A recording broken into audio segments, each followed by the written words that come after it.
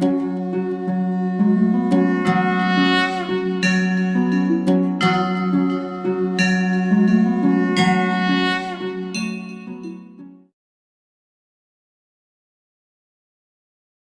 મિત્રો standard 11 chapter number 6 અને એમાં 6.5 એક્સરસાઇઝની વાત કરી લઈએ. 4 ઓપ્શન આપેલા છે. 1 બાય 1 ની આપણે વાત કરીશું. નંબર એ જુઓ, રોકેટનું અસ્તર ઉડાણ દરમિયાન ઘર્ષણને કારણે સળગી ઉઠે છે. ઓકે, કોના ભોગે સળગવા માટે જરૂરી ઉષ્મા ઉર્જા મળે છે? રોકેટના કે વાતાવરણના? ઓકે, તો વિચારો, અહીંયા પૃથ્વી છે, પૃથ્વી, અને પૃથ્વીની આસપાસ પૃથ્વીનું વાતાવરણ હશે, જે તમે જાણો છો. હવે યાદ રાખજો, વાતાવરણ ગતિ નથી કરતું, આ કિસ્સામાં રોકેટ ગતિ કરે છે. હવે રોકેટ જ્યારે ગતિ કરે ને મિત્રો, ત્યારે ગતિ આગળ તરફ એની, ત્યારે વાતાવરણના જે અણુઓ છે એની સાથે ઘર્ષણ ઉત્પન્ન કરશે, અને એને કારણે, તો વાતાવરણની ગતિ નહીં, રોકેટની ગતિને કારણે ઘર્ષણ બળ વિરુદ્ધ કાર્ય થાય, એટલા માટે ઉષ્મા ઉત્પન્ન થાય અને રોકેટ સળગી ઉઠે. Is that clear? ઓકે, તો આપણે શું લખશું ભાઈ? રોકેટનું અસ્તર ઉડાણ દરમિયાન ઘર્ષણના લીધે સળગી ઉઠે, રોકેટ કે વાતાવરણ? તો આપણો જવાબ આવશે રોકેટ. ભાઈ રોકેટનું અસ્તર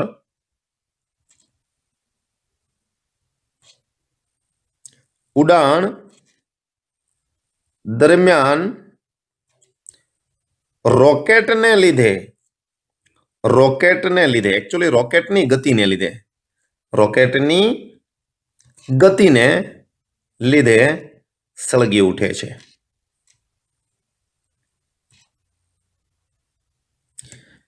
ચાલો એનું કારણ લઈએ. તો રોકેટ વડે ઘર્ષણ બળ ની વિરુદ્ધ કાર્ય થાય, તેથી ઉદ્ભવતી ઉષ્મા ઉર્જા ને લીધે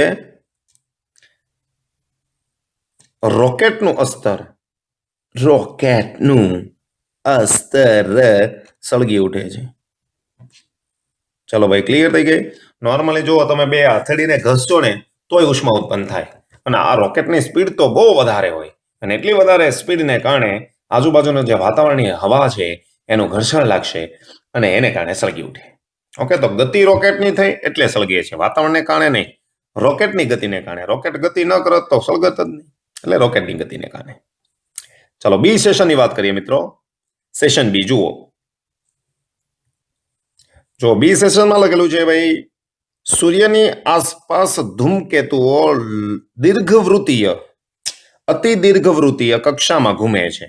ચાલો દીર્ઘવૃત્તીય કક્ષાની આપણે વાત કરીએ તો ગુરુત્વાકર્ષણમાં આવશે મિત્રો, છતાં પણ હું તમને અહીંયા સમજાવી દઉં છું. અને દીર્ઘવૃત્તીય કહેવાય, એકદમ સંપૂર્ણ વર્તુળાકાર નથી. અને આ દીર્ઘવૃત્તીય કક્ષા છે એના બે કેન્દ્ર હોય, એક અહીંયા કેન્દ્ર અને એક અહીંયા બીજી બાજુ કેન્દ્ર. આ બેમાંથી કોઈ એક જગ્યાએ સૂર્ય છે, તો ધારો કે હું સૂર્યને અહીંયા લઈ લઉં છું. Get it? આની વિશેષ માહિતી તમને ગુરુત્વાકર્ષણ ચેપ્ટરમાં મળશે. તો સૂર્યની આસપાસ ધૂમકેતુ અતિ દીર્ઘવૃત્તીય કક્ષામાં ઘૂમે છે. સામાન્ય રીતે સૂર્યને કારણે ધૂમકેતુ પર લાગતું ગુરુત્વાકર્ષણ બળ લંબરૂપે લાગતું નથી. ગુરુત્વાકર્ષણ બળ ધૂમકેતુને લંબરૂપે લાગતું નથી, છતાં ધૂમકેતુની સંપૂર્ણ ભ્રમણ કક્ષા દરમિયાન, એટલે એક પરિભ્રમણ ફોકસ કરજો આના પર, તેના પર લાગતા ગુરુત્વાકર્ષણ બળ વડે થયેલું કાર્ય શૂન્ય હોય છે. શા માટે? ઓકે, ચાલો ભાઈ, ધારો કે ધૂમકેતુ કોઈ પોઝિશન ઉપર છે, અહીંયા છે, આ છે ધૂમકેતુ. ચાલો, જેને તમે કોમેટ પણ કહો છો ઇંગ્લિશમાં. ઓકે, આવી કક્ષામાં ભ્રમણ કરે છે. હવે તમને ખબર છે સૂર્ય છેનું દળ બહુ વધારે છે, એટલે સૂર્ય તો બધા જ પદાર્થો પર ગુરુત્વાકર્ષણ બળ લગાડે, તો આ ધૂમકેતુ ઉપર ગુરુત્વાકર્ષણ બળ લગાડે છે એફ, હે ને? ગુરુત્વાકર્ષણ બળને હું FG કહી દઉં છું. અને તમને ખબર છે, જો આ રીતના લંબવૃત્તીય, અતિ લંબવૃત્તીય, ઓકે, આવા માર્ગ ઉપર ભ્રમણ કરે તો અહીંયા વેગનો સદિશ સ્પર્શકની દિશામાં હોય. વક્ર ગતિપથના કોઈ પણ બિંદુએ દોરેલો સ્પર્શક ઓકે, વેગની દિશા દર્શાવે તો ધારો કે આ દિશામાં વેગ છે. કમ્પ્લીટ.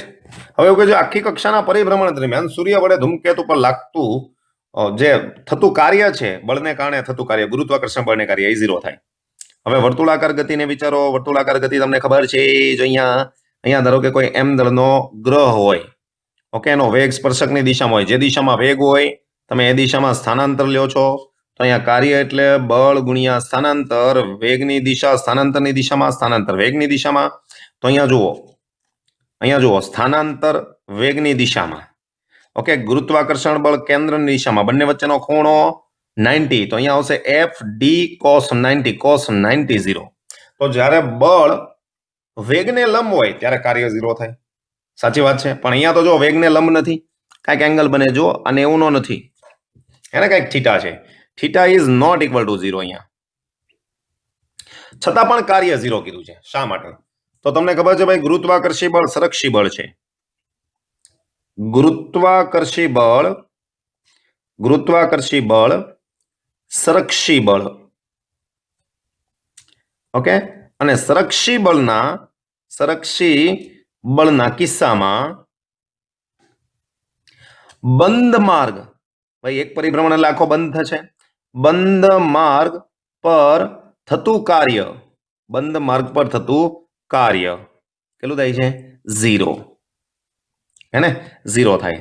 અથવા તમે લખી શકો છો આને આ રીતના, W is equal to integration F.dr. સૂક્ષ્મ કાર્ય થઈ ગયો. આ ઇન્ટિગ્રેશન એટલે કુલ કાર્યના રાઉન્ડ એટલે બંધ માર્ગ. આ કાર્ય 0 થાય. સંરક્ષી બળમાં બંધ માર્ગ ઉપર થતું કુલ કાર્ય 0 જ થાય, જે તમને ખબર છે. રેડી? તો ભલે અહીંયા વેગ બળને લંબ ન હોય, પણ ગુરુત્વાકર્ષી બળ સંરક્ષી બળ હોવાથી આ બંધ માર્ગ ઉપર થતું કાર્ય 0 થાય. રેડી? Yes sir. ચાલો સી સેશન જુઓ મિત્રો.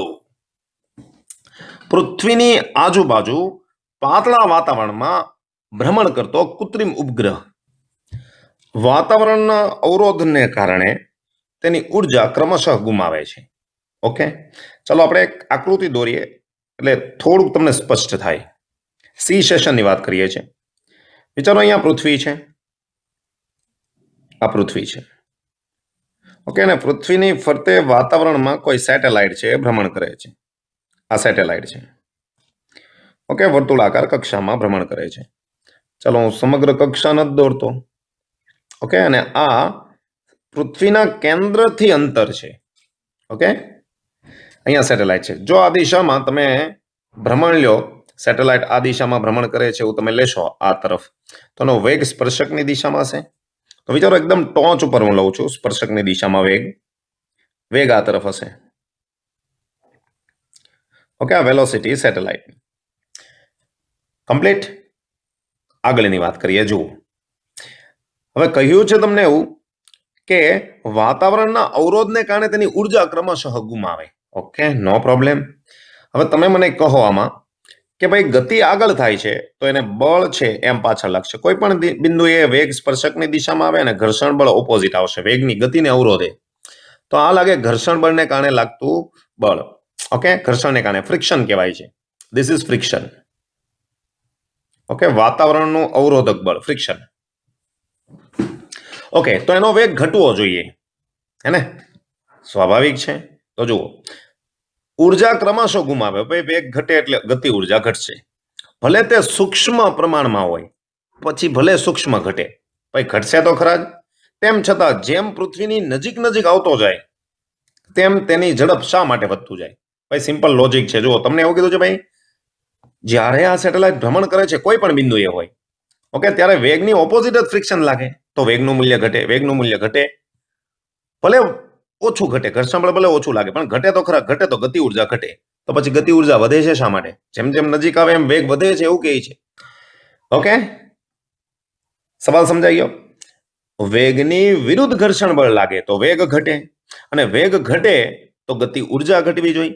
ગતિ ઉર્જા ઘટે, એને પણ કહેવામાં એવું આવ્યું છે જેમ જેમ પૃથ્વીની નજીક આવશે તેમ ગતિ ઉર્જા વધે છે, ઓકે. ચાલો પહેલા હું અહીંયા આ પોઝિશને વાત કરું છું, એ સ્થિતિમાં કક્ષામાં. ચાલો એ સ્થિતિ માટે સમજો. ઘર્ષણ બળ F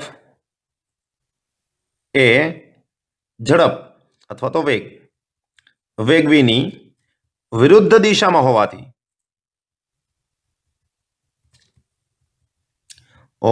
સમજો, વિરુદ્ધ દિશામાં હોવાથી ઘર્ષણને લીધે v ઘટે. ઓકે, ઘર્ષણને લીધે v ઘટે. નંબર 2, v ઘટે તો ગતિ ઉર્જા ઘટે. ઓકે, તો હું અહીંયા લઈ લઉં છું ભાઈ, ગતિ ઉર્જા ઘટે કે ઘટે, રાઈટ, એ બિંદુ પાસે. વિચારો, ગતિ ઉર્જા ઘટે તો એક ગુરુત્વાકર્ષણ બળ એને આમ ખેંચશે આ તરફ, એટલે થોડોક અહીંયાથી આ બાજુ આવશે. ઓકે, નજીક આવે એમ કીધું છે ને. સેટેલાઇટ અહીંયા આવી ગયો બીજી સ્થિતિમાં, રાઈટ. તો સેમ મને કહો, ગુરુત્વાકર્ષણ બળ તો અહીંયા જ લાગશે, હે ને. હવે જરાક એની કક્ષામાંથી સ્થાનાંતર જુઓ. કક્ષામાંથી સ્થાનાંતર, અહીંયા જે પોઝિશન આવવી જોઈએ એ અહીંયા આવે છે, એને આ દિશામાં થયું. જો સ્થાનાંતર, હું સ્થાનાંતરની વાત કરું છું, કક્ષામાં અહીંયાથી અહીંયા આવી ગયો. ઓકે, ઘર્ષણ બળ તો લાગે જ છે, અહીંયા લાગશે. અહીંયા જે પણ વેગ હશે એ વેગ હશે. ઓકે, ફ્રિક્શન જે હશે એ હશે આ બાજુ ફ્રિક્શન, આ બાજુ વેલોસિટી, એટલે જે પણ હોય તે કમ્પ્લીટ. હવે જ્યારે સેટેલાઇટ એને ખેંચે, ગુરુત્વાકર્ષણ બળ ખેંચે એટલે નીચે આવશે. તો નીચે ખેંચે તો ગુરુત્વાકર્ષણ બળ વડે થયેલું કાર્ય કહેવાય. સમજો વાતને ભાઈ, અહીંયા ગુરુત્વાકર્ષણ બળ વડે થયેલું કાર્ય અને આ ફ્રિક્શન વડે થયેલું કાર્ય. ઓકે, તો એવું કહેવાય છે મિત્રો, સેટેલાઇટ અથવા તો કોઈ પદાર્થ ભ્રમણ કરતો હોય, જેમ પૃથ્વીની નજીક આવે તેમ જોજો ગુરુત્વાકર્ષણ બળ વડે થયેલું કાર્ય એ ફ્રિક્શન વડે થયેલા કાર્ય કરતા વધુ હોય. ઓકે, આ કાર્ય બહુ વધુ, ફ્રિક્શન બહુ ઓછું લાગે. ગુરુત્વાકર્ષણ બળ વડે થયેલું કાર્ય ઓછું. તો ફ્રિક્શન શું કરે? વેગ ઘટાડે. ફ્રિક્શનને કારણે વેગ ઘટે તો ગતિ ઉર્જા ઘટે. અને ગુરુત્વાકર્ષણ બળ જુઓ, કાર્ય ધન કરે. ઓકે, વેગની દિશામાં કાર્ય કરે. જુઓ, એ વેગ વધારશે. ભાઈ સ્થાનાંતર જો નીચે તરફ જો, કેન્દ્ર તરફ જે વેગ વધારશે. ઓકે, તો એનો અર્થ કે ગુરુત્વાકર્ષણ બળ વડે ગતિ ઉર્જામાં થતો વધારો ઘર્ષણ બળ વડે ગતિ ઉર્જામાં થતા ઘટાડા કરતા વધુ હોય છે. રાઈટ. તો ભાઈ ઘર્ષણ વેગ ઘટાડશે જ્યારે ગુરુત્વાકર્ષણ બળ વેગ વધારશે, કેમ કે પોતાના તરફ ખેંચશે, નજીક આવશે પૃથ્વીથી. અને એ વેગનો વધારો છે પેલા ઘટાડા કરતા વધુ થાય તો ગતિ ઉર્જા વધારે જ આવશે. એટલે નક્કી થયું ભાઈ, એટલે નક્કી કરાયું કે જેમ સેટેલાઇટ પૃથ્વીની નજીક આવે ત્યારે ઘર્ષણ બળ ગતિની વિરુદ્ધ લાગતું હોવા છતાં વેગનું મૂલ્ય વધે છે. રેડી? એટલે કે ફ્રિક્શન વેગ ઘટાડે, ગુરુત્વાકર્ષણ બળ વેગ વધારશે તો આ વધારો ઘટાડા કરતા વધુ હોય, એટલા માટે વેગ વધે. રાઈટ? ચલો મિત્રો, ડી સેશન તરફ જઈએ. જુઓ, ડી સેશન શું કહેવા માંગે છે? આકૃતિ તમને આપેલી છે. એક માણસ તેના હાથમાં 15 કિલોગ્રામ દળ ઉચકીને 2 મીટર ચાલે છે. ઓકે, જો બ્લોક દેખાય છે, 15 કિલોગ્રામ દળ 2 મીટર ચાલે છે. આકૃતિ 6.13 બીજો કેસ છે. પહેલા કેસમાં વ્યક્તિ ઉચકીને લઈ જાય છે, બીજા કેસમાં આટલું જ અંતર, એટલે પહેલો વ્યક્તિ ચાલે છે તેટલું જ અંતર દોરડું ખેંચતા ચાલે છે. ઓકે, એનો અર્થ કે 15 કિલોગ્રામને એક વ્યક્તિ ઊંચકીને જેટલું અંતર ચાલે છે એટલું દોરડું ખેંચીને બીજો વ્યક્તિ ચાલે છે. બીજી પરિસ્થિતિમાં દોરડું ગરગડી પરથી પસાર કરીને તેના બીજા છેડે 15 કિલોગ્રામ દળ લટકાવેલ છે. આ કયા કિસ્સામાં વધુ કાર્ય થાય? ઓકે, બંને કિસ્સાને ધ્યાનમાં લ્યો. ભાઈ, તમારા હાથમાંથી બ્લોક પડી ન જાય, તમે સાથે ચાલુ રાખો, એનું કારણ ઘર્ષણ બળ. બરાબર છે? કોઈ સપાટી છે, આ સપાટી ઉપર પદાર્થ મૂકો છો, ઓકે, અને આ સપાટી આગળ જાય છે, આખી સપાટી નીચેની આગળ જાય છે, એનો અર્થ કે અહીંયા પાછળ લાગતું ઘર્ષણ બળ, ઓકે, એની સાથે એને રોકે છે. ઓકે, તો આ ઘર્ષણ બળને લીધે આ પદાર્થ આગળ જશે. જોજો, સમજજો. તો અહીંયા ઘર્ષણ બળથી પદાર્થ એટલે કે વ્યક્તિ L જેટલું અંતર કાપશે અને અહીંયા દોરડા વડે વ્યક્તિ L જેટલું અંતર કાપશે. ઓકે, તો બંને કિસ્સાને ડિસ્કસ કરીએ. ડીમાં કોના વડે વધુ કાર્ય થશે એવું કીધું છે. Let's see. ડી. તો પહેલું કાર્ય છે ને ઘર્ષણ બળને લીધે થાય. તો ફર્સ્ટ કેસ, ઓકે, આકૃતિ 1 માં કેસ 1. કેસ 1 માં થતું કાર્ય, આકૃતિ 1 માં થતું કાર્ય ફ્રિક્શન ઇન્ટુ L અથવા તો ડી. ઓકે, જેટલું અંતર ચાલે છે અંતરને હું ડી કહી દઉં છું. અને ફ્રિક્શન છે ખૂબ જ સૂક્ષ્મ હોય, રાઈટ? ચાલો કેસ નંબર 2 માં લઈએ. વ્યક્તિ દોરડાને ખેંચે છે તો દોરડામાં તણાવ ઉત્પન્ન થશે. જુઓ આકૃતિ. આ વ્યક્તિ એને બળ લગાડશે દોરડાને આ તરફ F, તો અહીંયા તણાવ બળ ઉત્પન્ન થશે અને આ બહુ સ્લો મોશનમાં કામ કરવાનું, લગભગ ઝડપ અચળ રહે અથવા તો બિલકુલ ઓછી રહે એવી રીતના. એટલે પરિણામી બળ 0 કહેવાય. તો જેટલું તણાવ બળ એટલું ફ્રિક્શન બળ. આ ઉપર જશે તો તણાવ બળ. બહુ સ્લો મોશનમાં ભાઈ, બહુ નોર્મલ એવો વેગ વધે, પણ અહીં બહુ ફરક નહીં પડે. એટલે લગભગ વેગ આપણે 0 કહી દઈશું. વેગ 0 તો બે બળ સરખા, તો T બરાબર લખાય mg. m એટલે 15, g એટલે 10. ઓકે, તો તણાવ બળ જ બાહ્ય બળ જેટલું જ થાય. તો આ કિસ્સામાં થતું કાર્ય દોરડાના તણાવ બળ વડે થશે. એ બાહ્ય બળ તણાવ બળ જેટલું થાય. T, બંનેમાં સ્થાનાંતર સરખું લેવાનું છે. T તરીકે તમે mg લખશો, mg ઇન્ટુ ડી આવશે. m છે 15, g છે 10, અહીંયા ડી આવશે. અંતર સરખું લેવાનું કીધું છે, તો અહીંયા 150 ડી આવશે. આ ફ્રિક્શન બહુ સૂક્ષ્મ છે, હે ને? તો સ્વાભાવિક છે ભાઈ, W1 કરતા W2 વધી જશે, હે ને? તો ગરગડી વડે ખેંચવું સહેલું પડે, વધુ કાર્ય થશે, હે ને? ચલો, આમ તમે લખ્યો છો આકૃતિ બી, આકૃતિ 2 માં માણસ વડે થયેલું કાર્ય વધુ હશે. ચલો, રાઈટ છે. ચાલો, નવા દાખલાની વાત નવા વિડીયોમાં કરશું. ત્યાં સુધી જય હિન્દ, જય Bharat, Vande Mataram. મિલતે break. Hello, good morning, કેમ છો? ચાલો વાત કરીએ એક્સરસાઇઝ 6.6 ની. નીચેના સાચા વિકલ્પ નીચે લીટી કરો. ઓકે, નો પ્રોબ્લેમ. લીટી શું, આપણે આખા પ્રશ્ન લખી દઈએ, રાઈટ? જુઓ, જ્યારે સંરક્ષી બળ પદાર્થ પર ધન કાર્ય કરે, સંરક્ષી બળ પદાર્થ પર ધન કાર્ય કરે ત્યારે પદાર્થની સ્થિતિ ઉર્જા વધે છે કે ઘટે છે કે અચળ રહે? ભાઈ, સ્થિતિ ઉર્જાની વાત કરવાની કીધી છે આપણે. કોણ કાર્ય કરે ભાઈ? સંરક્ષી બળ. સ્પ્રિંગનો કિસ્સો લઈશું, જેમાં પુનઃસ્થાપક બળ સંરક્ષી બળ છે, રાઈટ? વિચારો, બ્લોક અહીંયા છે, આટલે છે, આ એની સામાન્ય સ્થિતિ છે. ઓકે, હવે તમે બાહ્ય બળ વડે બ્લોકને દબાવી દીધો, ગેટ ઇટ? x જેટલો. સમજો, તમે બાહ્ય બળ લગાડો છો, x જેટલો દબાય છે, તો અહીંયા બાહ્ય બળ વડે સ્થિતિ ઉર્જા પોઝિટિવ આવશે, જે આવશે 1/2 kx², રાઈટ? આ x જેટલું થઈ ગયું. વિચારો, પુનઃસ્થાપક બળ ક્યાં લાગશે? સંરક્ષી બળ છે ભાઈ પુનઃસ્થાપક બળ, તો પુનઃસ્થાપક બળ તમને આ તરફ લાગશે, F. પુનઃ સ્થાપક બળ.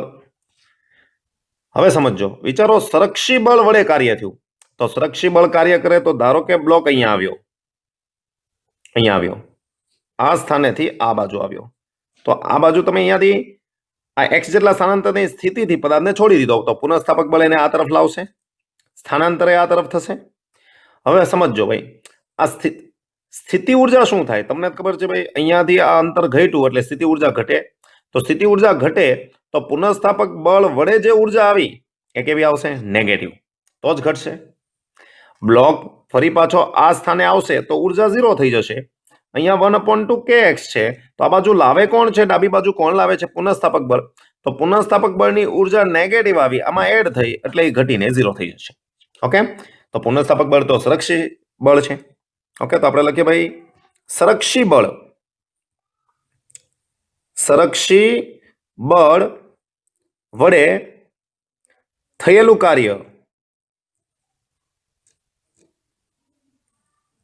કાર્ય થતા સ્થિતિ ઉર્જા ઘટે છે. ચાલો, રેડી છે વાત? ઓકે, આકૃતિ દોરવાની જરૂર નથી, સમજવા માટે છે. Okay sir. નંબર બી જુઓ, પદાર્થ વડે ઘર્ષણની વિરુદ્ધ થયેલું કાર્ય. ઓકે, પદાર્થ વડે ઘર્ષણની વિરુદ્ધ, તો હું એક અહીંયા સપાટી લઉં છું. ઓકે, સપાટી ઘર્ષણ ધરાવતી લઉં છું, કેમ કે તો જ ઘર્ષણ બળ લાગશે. અહીંયા એક પદાર્થ છે. ઓકે, ઘર્ષણની વિરુદ્ધ થયેલું કાર્ય તેની ગતિ ઉર્જા કે સ્થિતિ ઉર્જાના ઘટાડામાં પરિણમે. Let's see. સમજો, આ પદાર્થને કંઈક વેગ છે, v વેગથી જાય છે. આ સ્થિતિમાં અહીંયા પદાર્થનો વેગ v છે, ગતિ કરતો કરતો આવે છે, આ બિંદુ પાસે v છે. તો તમને લાગે છે ફ્રિક્શન લાગે ગતિની વિરુદ્ધ દિશામાં, તો આ દિશામાં એને ફ્રિક્શન લાગે છે. ઓકે, અને વિચારો, ફ્રિક્શન લાગે ઘર્ષણની વિરુદ્ધ તો વેગ ઘટે. ઓકે, વેગ ઘટે, તમને ખબર છે. અને વેગ ઘટશે, ઘર્ષણને કારણે વેગ ઘટે. વેગ ઘટે તો ગતિ ઉર્જા શું થાય? ઘટે. એને તો પણ આ સપાટી પર રહેલા પદાર્થ માટેની વાત થાય છે. ઓકે, તો સપાટી પર ગતિ કરતા પદાર્થ પર ગતિની વિરુદ્ધ દિશામાં ઘર્ષણ બળ લાગે.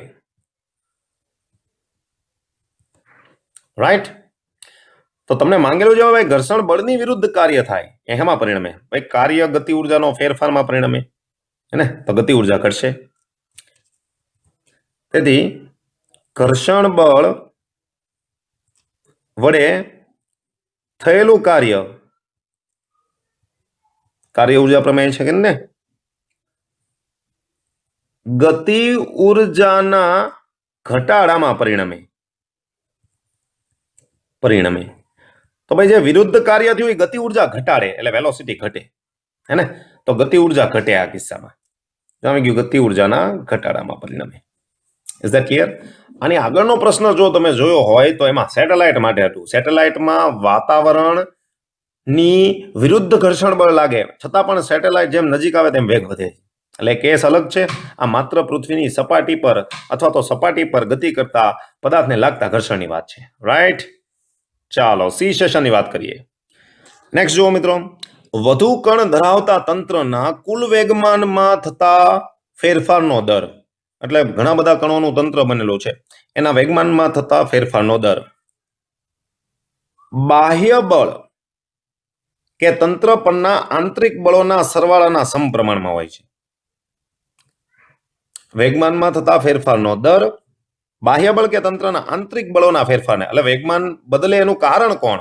બાહ્ય બળ કે આંતરિક બળનું પરિણામી બળ? બળોનો સરવાળો એટલે પરિણામી બળ. ઓકે, ડી સેશનમાં પૂછેલું છે.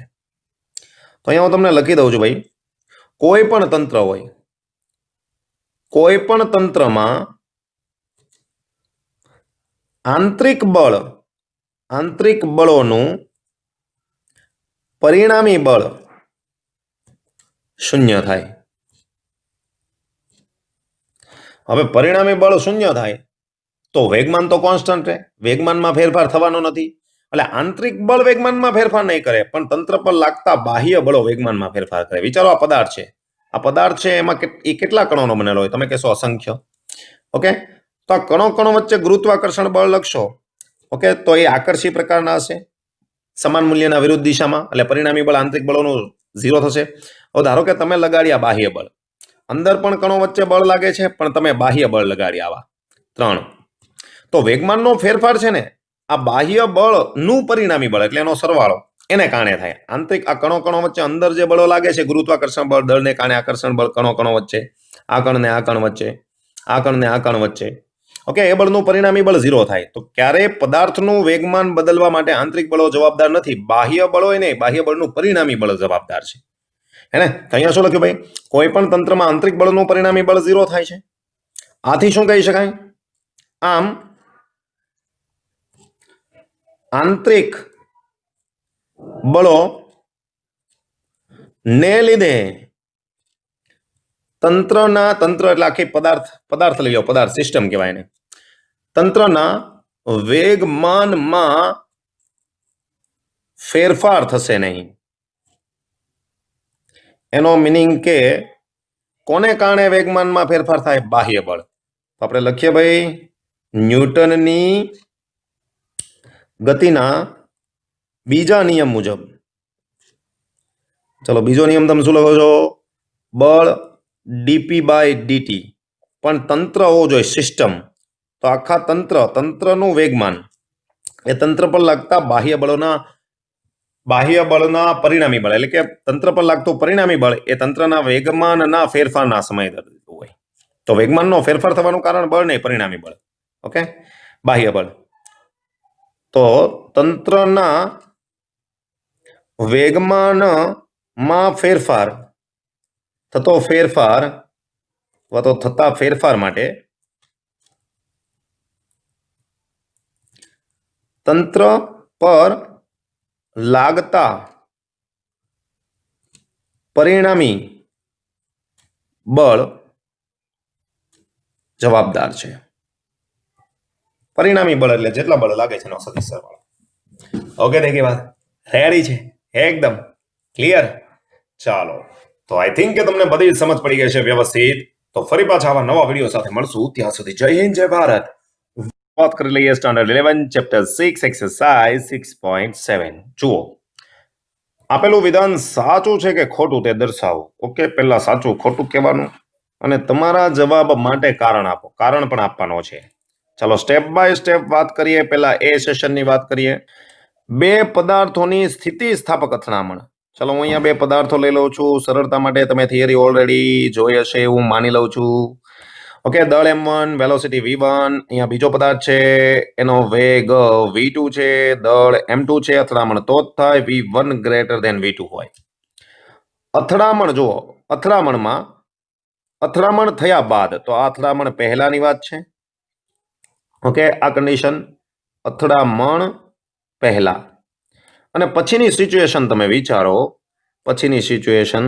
તો વિચારો, આ પદાર્થનો વેગ v1 ડેશ થઈ ગયો, દળ તો બદલાવાનો નથી. અને બીજો પદાર્થ છે એનો વેગ v2 ડેશ, અહીંયા m2 છે. અને આ પરિસ્થિતિ છે અથડામણ બાદ. ચાલો, દરેક પદાર્થ સમજો ભાઈ, દરેક પદાર્થના વેગમાન અને ગતિ ઉર્જાનું સંરક્ષણ થાય. દરેક પદાર્થના. હવે જુઓ, પહેલા પદાર્થનું વેગમાન કેટલું લખો છો તમે? m1 v1. અહીંયા પહેલા પદાર્થનું અથડામણમાં m1 v1 ડેશ, તો વેગમાન તો બદલાઈ ગયા. આ પદાર્થની વાત કરવાની છે. બીજા પદાર્થ માટે વેગ બદલાઈ ગયો. જુઓ, v2 માંથી v2 ડેશ. તો વેગ બદલાનો તો ગતિ ઉર્જા બદલાઈ જાય. હા, દરેક પદાર્થ માટે સંરક્ષણ નથી થતું, આખા તંત્ર માટે થાય. ઓકે, તો યાદ રાખો ભાઈ, સંરક્ષણ થાય છે. તો આપણો જવાબ આવશે ના. વિધાન ખોટું. શું આવશે કારણ? તો સ્થિતિસ્થાપક અથડામણમાં દરેક પદાર્થની ઉર્જા અને વેગમાનનું સંરક્ષણ થતું નથી, તંત્ર માટે થાય. ઓકે, કારણ.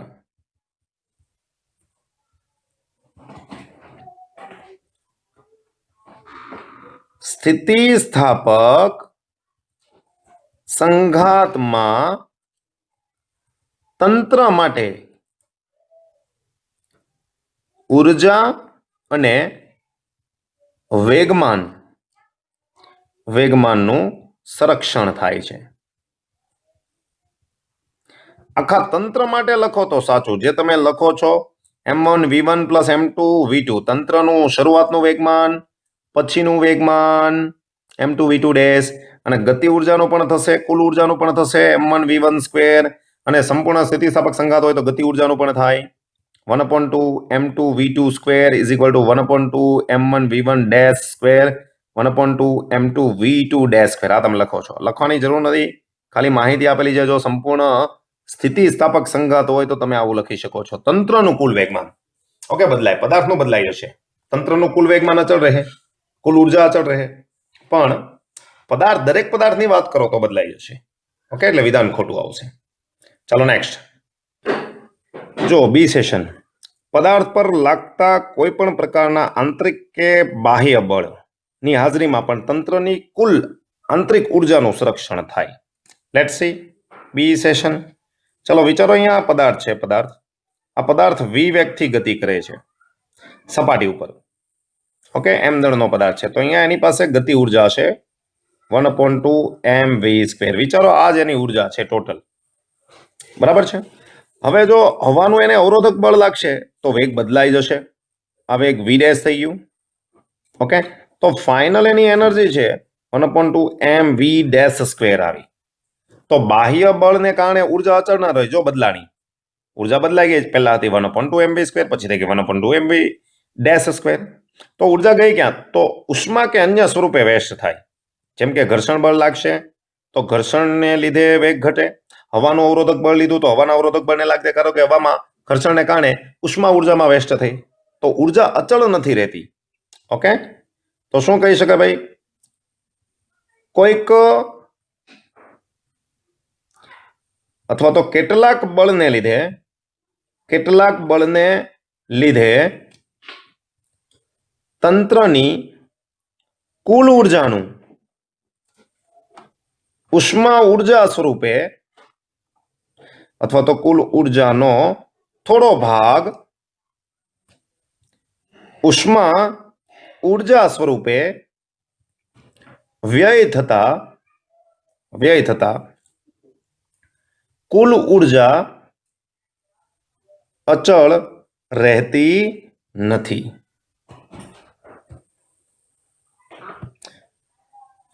રાઈટ છે. આ તંત્ર માટે વાત છે, એટલે કે કુલ ઉર્જા પહેલા જેટલી હતી પછી એટલી ન રહી, બદલાઈ ગઈ, કેમ કે અમુક ભાગે ઉષ્મા સ્વરૂપે વ્યય થઈ ગયો.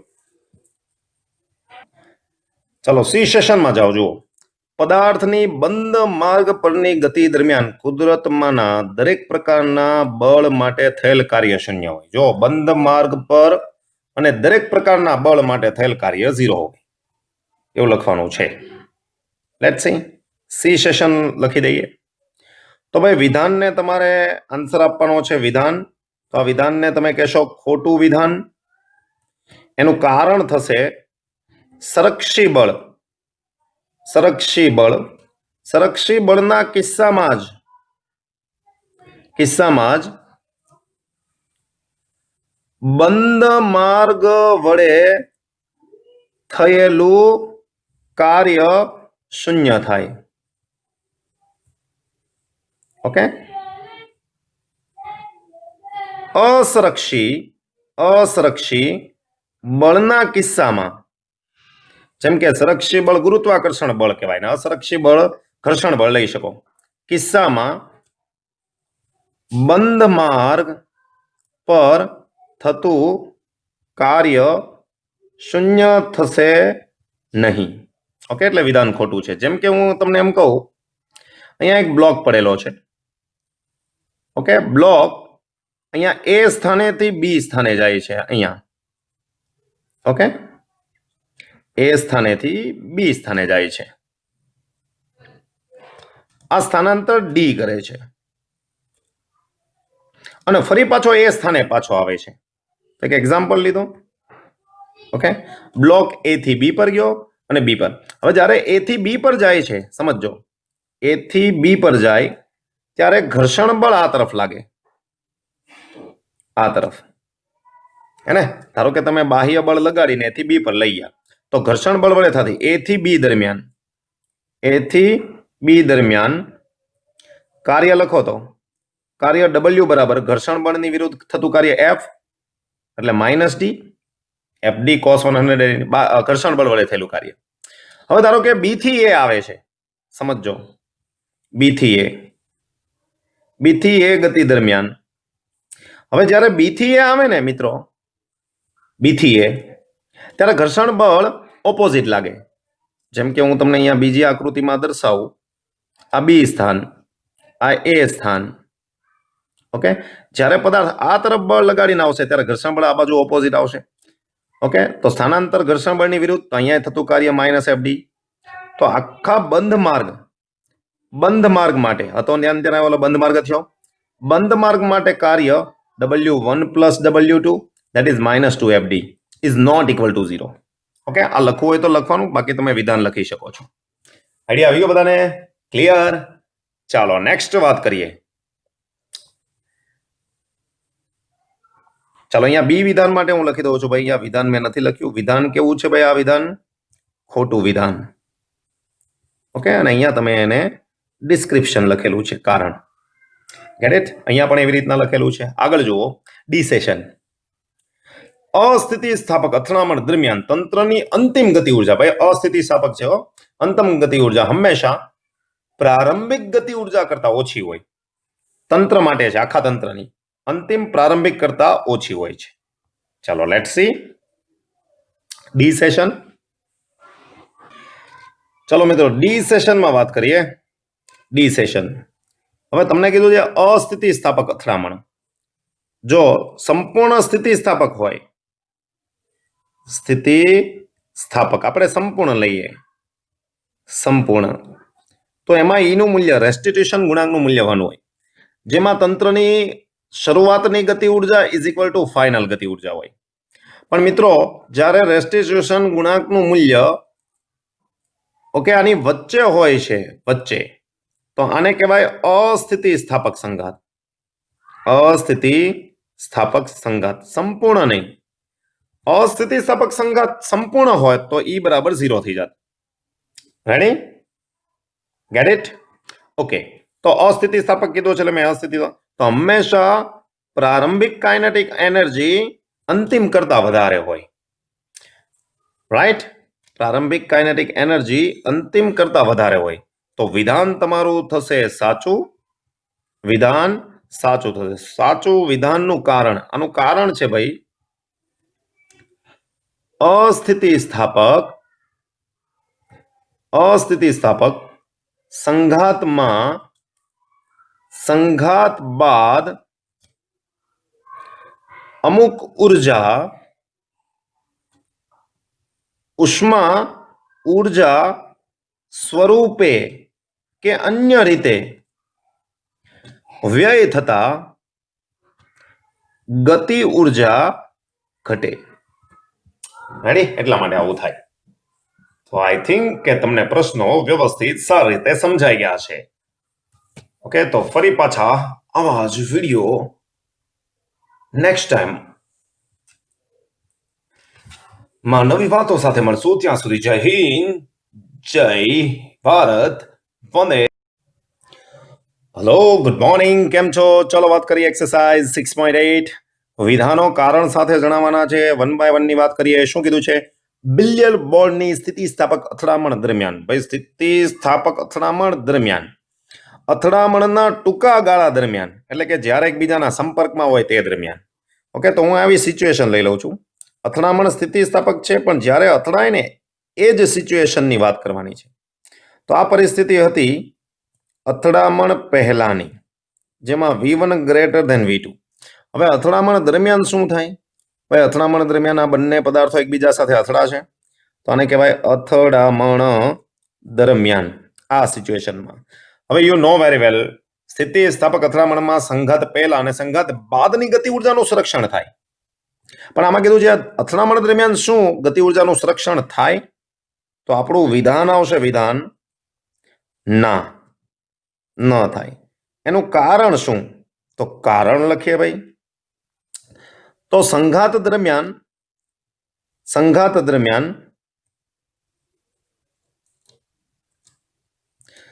બંને પદાર્થો છે ને એકબીજાને અથડાય, એટલે જે સપાટીએ સંપર્કમાં આવશે ને જ્યાં સામેના, જ્યાં અસંખ્ય પરમાણુ એકબીજા સાથે એક પ્રકારનું બળ લગાડશે, અને બળ લાગશે પરમાણુ વચ્ચે, એટલે એની સ્થિતિ ઉર્જા વધશે. એટલે કે અથડામણ દરમિયાન સ્થિતિ ઉર્જા, જેને યુ કે તમે વી વડે દર્શાવો છો, એ સ્થિતિ ઉર્જા વધે. દરમિયાનની વાત, બહુ નાનકડો સમયગાળો. અને ગતિ ઉર્જા ઘટે. ઓકે, ફરી પાછું જ્યારે અલગ થઈ જશે ત્યારે ફરી પાછી જે સ્થિતિ ઉર્જા છે એની ગતિ ઉર્જામાં રૂપાંતર થઈ જશે. એટલે કુલ ઉર્જા અચળ રહેશે, ગતિ ઉર્જા. સંઘાત બાદ અચળ, સંઘાત પહેલા ગતિ ઉર્જા કુલ અચળ, પણ અથડામણ દરમિયાન ગતિ ઉર્જા ઘટે. એનો અર્થ કે ગતિ ઉર્જાનું સંરક્ષણ થશે નહીં. આમ ગતિ ઉર્જાનું સંરક્ષણ થશે નહીં. પણ સંઘાત દરમિયાન સમજો ભાઈ, સંઘાત બાદ તો થશે. આ સૂક્ષ્મ સમયગાળા દરમિયાન, બહુ સૂક્ષ્મ નાનકડો સમયગાળો. બી જુઓ, બી સેશન. શું બે બોલની સ્થિતિ સ્થાપક અથડામણ દરમિયાન, ફરી પાછું દરમિયાન, ટૂંકા ગાળામાં રેખીય વેગમાનનું સંરક્ષણ થાય? ટૂંકા ગાળામાં રેખીય વેગમાન, ભાઈ રેખીય વેગમાન સંરક્ષણનો નિયમ છે ને સાર્વત્રિક છે અથડામણ દરમિયાન. તો ફરી પાછી આ સિચ્યુએશન ઉપર આકૃતિ લખેલી છે, તો તમારું મિત્ર વિધાન આવશે સાચું. વિધાન સાચું. વેગમાનનું સંરક્ષણ થાય. શા માટે? તમને ખબર છે વેગમાન માટે નેટ ફોર્સ 0 થવું જોઈએ. તો આપણે લખ્યું કારણ અથડામણ દરમિયાન અથવા તો સંઘાત દરમિયાન. સંઘાત દરમિયાન શું થાય? એક્ઝેક્ટ જુઓ, આ સંઘાત થયો. તો આ સંઘાત અથડામણને કારણે પહેલો જે પદાર્થ છે બીજા ઉપર જેટલું બળ લગાડશે ને, પહેલો પદાર્થ હે ને, બીજો પદાર્થ છે ને એટલું જ બળ આ તરફ લગાડશે, બીજો પદાર્થ. અને આ બંને બળો સમાન મૂલ્યના અને વિરુદ્ધ દિશામાં હોય. સમાન મૂલ્ય વિરુદ્ધ દિશામાં હોય. નેટ ફોર્સ છે, નેટ ફોર્સ કેટલું થાય? 0. અને નેટ ફોર્સ 0 તો વેગમાનનું સંરક્ષણ થાય હે ને. તો સંઘાત દરમિયાન નેટ ફોર્સ 0 થાય અને તેથી કુલ વેગમાન, તંત્રનું કુલ વેગમાન અચળ રહે છે. Okay, yes sir. ચાલો સી સેશન જુઓ. સી સેશન, અસ્થિતિ સ્થાપક અથડામણ માટે એ અને બી ના જવાબો શું હશે? ભાઈ અસ્થિતિ સ્થાપક આપણે સંપૂર્ણ અસ્થિતિ સ્થાપક લઈએ છીએ, બરાબર. તો આપણે જસ્ટ લખી દઈએ સંપૂર્ણ અસ્થિતિ સ્થાપક માટે, સંપૂર્ણ અસ્થિતિ સ્થાપક સંઘાત. ચલો ભાઈ, શું થાય છે? તો તમને ખબર છે ભાઈ, સંપૂર્ણ અસ્થિતિ સ્થાપક સંઘાતમાં શું થાય કે ભાઈ સંઘાત બાદ છે બંને પદાર્થો ચોંટીને રહે. એટલે બંને પદાર્થો આવી રીતના ગતિ કરશે એક સાથે. ઓકે, સંઘાત થયો હોય કે ન થયો, એક કોમન વેગથી ગતિ કરશે. ઓકે, કોમન વેગ. આ બંનેનો એક સામાન્ય વેગ થઈ ગયો, આખા તંત્રનો વેગ કહેવાય, બંને સાથે રહી ગયા એટલે. ઓકે, આનું દળ થાય m1 પ્લસ m2. અને આ સંઘાત પહેલા કયો પછી કયો, ઓકે, બાકીની ઉર્જાનો વ્યય ન ગણીએ તો ગતિ ઉર્જાનું સંરક્ષણ ન થાય, જે તમે જાણો છો. અને તો આપણે પહેલો અને બીજાનો આન્સર લખીએ. પહેલાનો આન્સર, પહેલા કેસનો શું આવશે ભાઈ? સંઘાત દરમિયાન કે બાદ શરૂઆતની ગતિ ઉર્જા છે. શરૂઆતની ગતિ ઉર્જા એટલે તમે શું લખો sir? 1/2 m1v1 square plus 1/2 m2v2 square. આને શરૂઆતની કહેવાય, ઇનિશિયલ. એ હંમેશા ફાઇનલ કાઇનેટિક એનર્જી કરતા ઓછી હોય. ફાઇનલ કાઇનેટિક એનર્જી એટલે m1 પ્લસ m2v સ્ક્વેર ઓછી જ હોય. ઓકે, તો અહીંયા પણ ગતિ ઉર્જાનું સંરક્ષણ થશે નહીં. એનો મિનિંગ કે ગતિ ઉર્જા બદલાઈ ગઈ, તો ગતિ ઉર્જાનું સંરક્ષણ થશે નહીં. બીજો સવાલ તમને શું પૂછેલો હશો? વેગમાનનું સંરક્ષણ થાય? તો આ એનો આન્સર થઈ ગયો, આ બી નો આન્સર. ઓકે, અને એ મુજબ આન્સર લખ્યો. હવે બી મુજબ લખીએ. ભાઈ વેગમાન સંરક્ષણનો નિયમ સાર્વત્રિક છે. ઓકે, તો અહીંયા પણ સંઘાત દરમિયાન નેટ ફોર્સ 0 રહેશે, જે તમે જાણો છો. એટલે વેગમાન કેવું રહેશે? કોન્સ્ટન્ટ. એટલે વેગમાનનું સંરક્ષણ થશે, રાઈટ. તો તમે લખી શકો ભાઈ વેગમાનનું સંરક્ષણ થાય. Gate this? રેડી? યસ. ચાલો આગળના સવાલની વાત કરીએ. ડી. જો શું કીધું છે ડી સેશનમાં? જો બે બિલિયર્ડ બોલની સ્થિતિ ઉર્જા તેમના કેન્દ્ર વચ્ચેના અંતર પર આધાર રાખતી હોય. ભાઈ આ સ્થિતિ ઉર્જા ગુરુત્વીય સ્થિતિ ઉર્જા નથી, બરાબર છે? એમાં રહેલા જે પરમાણુ છે એકબીજાની નજીક આવે એટલે એકબીજા પર વિદ્યુત ચુંબકીય બળ લાગે, જે તમારે 12થમાં આવશે. એના ઉપર આધાર રાખે. ધારો કે સ્થિતિ ઉર્જા તેમની વચ્ચેના અંતર પર આધાર રાખતી હોય તો અથડામણ સ્થિતિસ્થાપક છે કે અસ્થિતિસ્થાપક. ઓકે, તમને એવું કીધું છે ભાઈ સ્થિતિ ઉર્જા છે એ બંને વચ્ચેની એ અંતર ઉપર આધાર રાખે છે. એની સ્થિતિ ઉર્જા આવે આંતરિક બળને કારણે.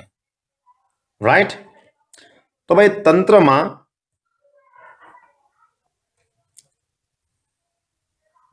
બિલિયર્ડ બોલના તંત્રમાં બોલ વચ્ચેની સ્થિતિ ઉર્જા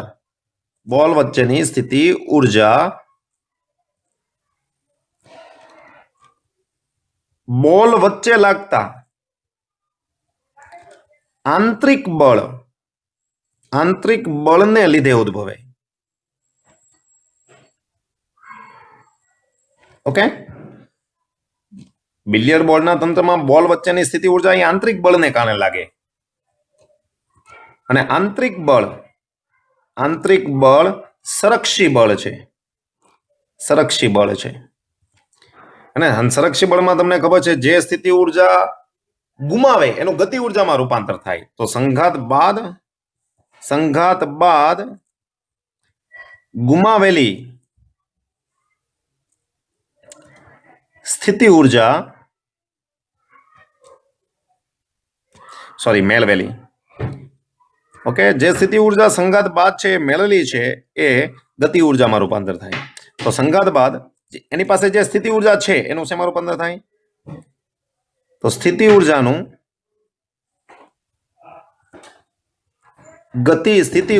ગતિ ઉર્જા સ્વરૂપે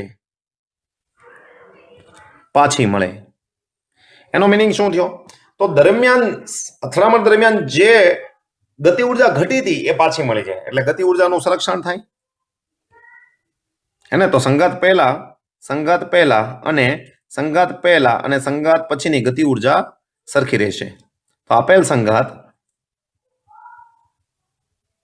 કેવો બનશે? સ્થિતિસ્થાપક બને. ઓકે, ક્લિયર એકદમ. ચાલો નવી વાતો નવા વિડીયોમાં કરશું. જો તમને વિડીયો ગમ્યો હોય તો લાઈક કરો, શેર કરો, સબસ્ક્રાઇબ કરો. અને જો તમારું કોઈ પર્સનલ સજેશન હોય તો તમે નીચે કોમેન્ટ બોક્સમાં લખી શકો છો. તો ફરી પાછા નવા વિડીયો સાથે મળશું. ત્યાં સુધી જય હિન્દ, જય ભારત. હેલો, ગુડ મોર્નિંગ, કેમ છો? ચાલો મિત્રો વાત કરીએ ચેપ્ટર નંબર 6માં એક્સરસાઇઝ 6.9. પ્રારંભમાં એક પદાર્થ સ્થિર છે. ઓકે સર, સ્થિર હોય તો u બરાબર તમે 0 લખો છો. એક પરિમાણમાં અચળ પ્રવેગથી ગતિ કરે છે. ભાઈ એક પરિમાણમાં અચળ પ્રવેગ એટલે પ્રવેગ કોન્સ્ટન્ટ, પ્રતિપ્રવેગ નથી કીધું એટલે હું પ્રવેગ લઉં છું. પ્રવેગ હોય તો વેગ વધતો હોય. કેરેટ ટી સમયે તેને મળતો પાવર, ભાઈ પાવર મેળવવાનો છે, પાવર. ઓકે, પાવર, અને એ પણ ટી સમયે કોના સમપ્રમાણમાં હોય. તો એકચ્યુઅલી તમારે આવું સાબિત કરવાનું છે. પી ચલે છે ટીની n ઘાત અને n તરીકે તમારો આન્સર જુઓ, ઓપ્શન જુઓ 1/2 આવી શકે, બીજો ઓપ્શન જુઓ ટીની ઘાત 1 છે, 1 આવી શકે. તો આવું સાબિત કરવાનું છે. એમાં n કેટલા આવે? Get it? ઓકે, વિચારી લો, એક ઇમેજિનેશન કરીએ. આવી એક સપાટી છે. સપાટી ઉપર પદાર્થ ગતિ કરે છે. આ દિશામાં બળ લાગે છે. ઓકે, ટી સમયે પાવર મેળવવાનો છે. ઓકે, પ્રવેગ અચળ છે. પ્રવેગ અચળ હોય તો બળ પણ અચળ હોય. તો વિચારો, અહીંયાથી જ્યારે અહીંયા પહોંચે છે ત્યારે હવે શરૂઆતનો વેગ 0 છે, તો અહીંયા વેગ 0 છે. અહીંયા પહોંચે ત્યારે એનો વેગ v થઈ ગયો. રાઈટ? તો પાવરનું સૂત્ર તમે શીખી ગયા છો. Power F.v. ઓકે, પણ અહીંયા આવશે f જે દિશામાં છે, વેલોસિટી પણ એ દિશામાં છે. અને અહીંયા આવશે cos 0 એટલે 1 એટલે f × v. પણ v જુઓ 0 થી v થયો, પ્રવેગ અચળ છે. તો તમે અચળ પ્રવેગી ગતિના સમીકરણ પરથી તમે v મેળવી શકો છો. અહીંયા સમય 0 છે, અહીંયા સમય t છે. ઓકે, તો v બરાબર u પ્લસ at નો તમે ઉપયોગ કરી શકો છો. પ્રારંભિક વેગ 0 છે અને અહીંયા આવશે at, એ કોન્સ્ટન્ટ છે. ચલો, f ની જગ્યાએ તમે લખશો ma, v ની જગ્યાએ તમે લખશો at. તો તમારો આન્સર આવશે ma²t. હવે m અને a² કોન્સ્ટન્ટ થશે. આ પદ કેવું થશે ભાઈ? કોન્સ્ટન્ટ. તો જ્યારે પદાર્થનો વેગ v થાય છે એ સમય t થઈ ગયો ત્યારે પદાર્થને મળતો પાવર t ના સમપ્રમાણમાં હોય, કોઈ ઘાત નથી આવતી, એટલે તમને જો n ઘાત લખેલું હોય તો n બરાબર 1 આવશે. રેડી છે? ક્લિયર છે? ઓકે છે? એકદમ ક્લિયર. તો 4 ઓપ્શનમાંથી બીજો ઓપ્શન તમારો સાચો છે. ચાલો નવી વાતો નવા પ્રશ્ન આગળ શું, ત્યાં સુધી જય હિન્દ, જય ભારત, વંદે માતરમ. ચાલો મિત્રો વાત કરીએ ચેપ્ટર નંબર 6 માં એક્સરસાઇઝ 6.10. ધ્યાનથી સમજો. એક પદાર્થ અચળ પાવરના ઉદ્ગમની અસર હેઠળ એક દિશામાં ગતિ કરે છે. ચલો અહીંયા આપેલું છે p = કોન્સ્ટન્ટ. અહીંયા છે ને પ્રારંભિક ઝડપ 0 આપવી જોઈએ, આપેલી નથી પણ આપણે લઈ લઈશું 0. ઓકે, u = 0 આપવી જોઈએ. t સમયમાં તેનું સ્થાનાંતર કોના સમપ્રમાણમાં હોય? સ્થાનાંતર એટલે x, કોના સમપ્રમાણ? તો સમય આપેલો છે, સમયની n ઘાતના સમપ્રમાણમાં. તમારે શોધવાનું છે માત્ર n. ઓકે, એકચ્યુઅલી તમારે સ્થાનાંતર શોધવાનું છે, અચળ પદો કાઢી લેવાના, પણ આમાં પાવર અચળ આપેલો છે. તો આપણે એક આકૃતિ દ્વારા આને રજૂઆત કરીએ. વિચારો, આ સપાટી છે, અહીંયા પદાર્થ પડેલો છે, પદાર્થ આ દિશામાં બળ લાગે છે અને અહીંયા પહોંચે છે. ઓકે, સમજીએ. અહીંયા આવશે u બરાબર 0 સ્થિતિ અને અહીંયા આવશે કંઈક વેગ v. હવે પાવરનું સૂત્ર તમને ખબર છે, પાવર p બરાબર f × v. હવે જુઓ, પાવર કોન્સ્ટન્ટ છે.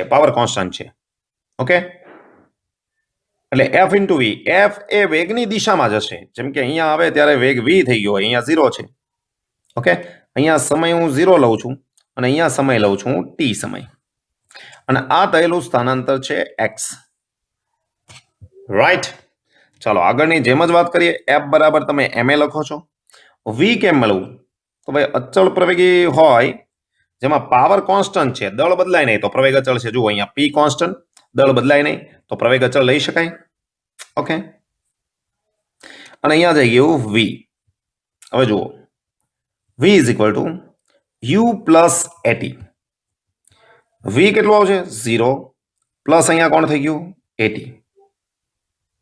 તો અહીંયા તમે કિંમત મૂકી શકો છો m a. v તરીકે તમે at લેશો તો અહીંયા આવશે ma²t. પણ તમારે મેળવવાનું છે સ્થાનાંતર. હવે સ્થાનાંતર ફરી પાછા x ના સૂત્રનો ઉપયોગ કરશો. d બરાબર ut + 1/2 at². તમારું d થશે x, અહીંયા આવશે 0 1/2 at². હવે x લાવવું હોય ને તો એ તમારે કરતા બનાવવો પડશે. તો અહીંયા આવશે 2x/t².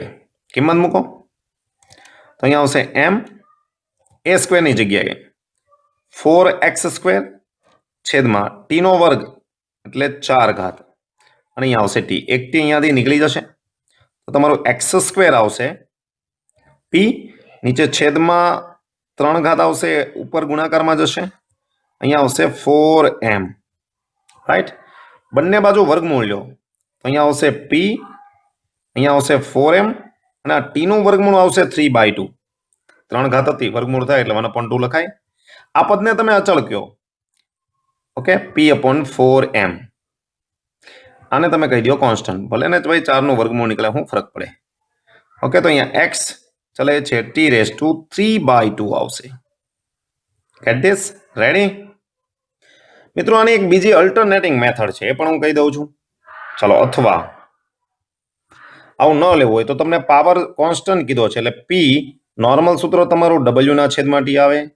w = તમે pt લખો છો. w બરાબર ગતિ ઉર્જાનો ફેરફાર લખાય, ડેલ્ટા કે. અહીંયા pt આવે છે. જો આગળની આકૃતિ ધ્યાનમાં લીધી હોય તો અહીંયા આવે અંતિમ ગતિ ઉર્જા, અહીંયા આવે પ્રારંભિક ગતિ ઉર્જા = pt. શરૂઆતનો વેગ 0 છે એટલે શરૂઆતની ગતિ ઉર્જા 0 આવે. તો અહીંયા આવશે 1/2 mv² = pt. ધેન v તમે કરતા બનાવો તો અહીંયા આવશે 2pt, p for power, t/m. એનું વર્ગમૂળ. તો આ વર્ગમૂળને હું આવી રીતના લખી શકો. જો આ વર્ગમૂળમાં મૂકી દીધું અને t ને 1/2 ઘાત લખી. ચાલશે ને? ચાલો, v બરાબર તમે લખો છો dx/dt. તો અહીંયા આવશે √2p/m. ચાલો, આ 2p/m ને તમે કંઈ પણ કહી શકો, કોન્સ્ટન્ટ કહી દો ભાઈ. આને કંઈક નામ આપી દો, ધારો કે z નામ આપ્યું. બરાબર છે. તો અહીંયા ઝેડ કહી દીધો, એ તો બદલાવાનું નથી. તો અહીંયા 1/2. ચાલો dx ને કરતા બનાવે તો અહીંયા આવશે ઝેડ, અહીંયા આવશે T raise to half into DT. બે બાજુ ઇન્ટિગ્રેશન કરીએ.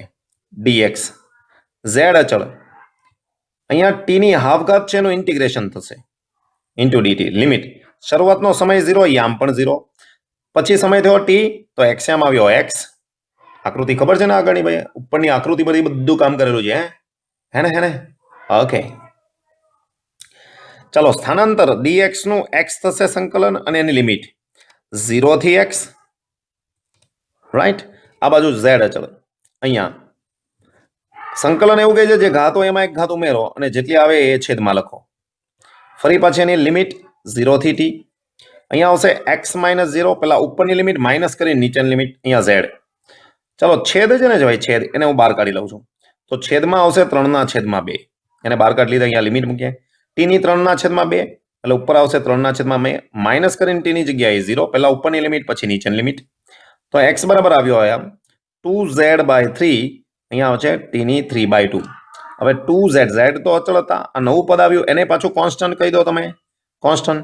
તો x ચલે છે t⁵3/2. બંને મેથડે જવાય, તમને જે યોગ્ય લાગે એ મેથડે ગણો. રેડી છે બા? ક્લિયર? ઓકે. ચાલો તો ફરી આવા નવા વિડીયો સાથે મળશું, નવી વાતો સાથે મળશું. ત્યાં સુધી જય હિન્દ, જય ભારત, વંદે માતરમ.